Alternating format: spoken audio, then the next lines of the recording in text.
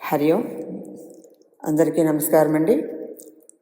మనం ఇంతకుముందు సంస్కృతంలో యుగపురుష అని శ్రీ అరవిందుల జీవితం గురించి చెప్పుకున్నాం.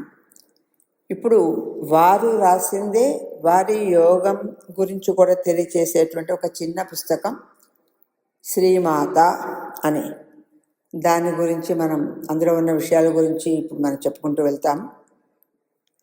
దీనికి మూలం సంస్కృత కార్యాలయం వాళ్ళు చేసినటువంటి సంస్కృత పుస్తకమే ఆధారం. ఆ సంస్కృతాన్ని నేను తెలుగులోకి కూడా కొంత చెప్పడానికి ప్రయత్నం చేస్తున్నాను.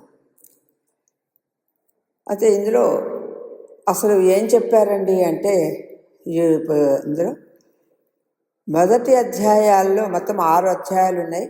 మొదటి అధ్యాయంలో శ్రీ అరవిందుల యొక్క యోగ సాధనకు మూల తత్వం ఏమిటి, అసలు ఆయన చేసినటువంటి యోగా, శ్రీ అరవిందోస్ యోగా అంటారు, అసలు ఏంటి, మూలం ఏంటి అనేది వర్ణించారు.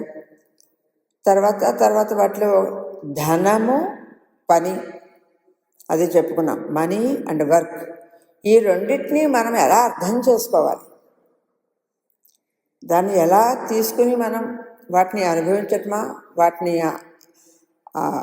ఉపయోగించటమా, ఎలా చేయాలి అనేది చెప్పారు. చివరి అధ్యాయం 6వ అధ్యాయంలో మాత్రం దివ్య మాత యొక్క స్వరూపాన్ని వర్ణించారు. ఆవిడ శక్తిని కూడా చెప్పారు.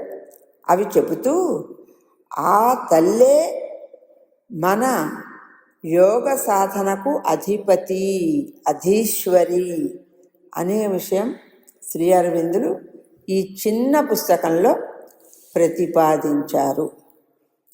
ఇందులో ఉన్నటువంటి 4 అధ్యాయాల్లో ముందు ఎలాగైతే మనం చెప్పుకున్నామో శ్రీ అరవిందుల యొక్క వారి యోగ సాధన విషయాలని చెప్పారు. కనుక ఫస్ట్ది దివ్య వ్యవహారం ఎలా ఉంటుంది, భగవంతుని ఎక్కడెక్కడ ఎలా చూడాలి అనేది 2. తర్వాత 3వది దైవ కవచం, ఒక షీల్డ్ అలా ఎలా ఉంటుంది, ఏమిటి అది అనేది. 4వది ధనం, ఆ డబ్బుని ఎలా మనం అర్థం చేసుకోవాలి. 5వది యథార్థమైనటువంటి సాధకుడు ఎలా ఉండాలి, ఎలా ఉంటాడు. 6వది అమ్మ గురించి, ఓకే, ఆవిడ శక్తుల గురించి. ఇది మనం ముందు తెలుసుకోవడానికి ప్రయత్నం చేస్తున్నాము. అందుకని అందరికీ స్వాగతం. ఇది అందరికీ ఉపయోగపడగలదు అని, ఇది చెప్పగలిగినందుకు, చెప్పిస్తున్నది మదరే అనేటువంటి ఉద్దేశంతో, ఇంకా let her will be done, దీని ద్వారా ఆమె సంకల్పం ఏదైతే ఉందో అది సిద్ధించాలి అని అంతా ఆవిడకే సమర్పణ చేసుకుంటూ మనం ముందుకు వెళ్తున్నాము. జయతు జయతు భారతం, జయతు జయతు సంస్కృతం. నమో నమః.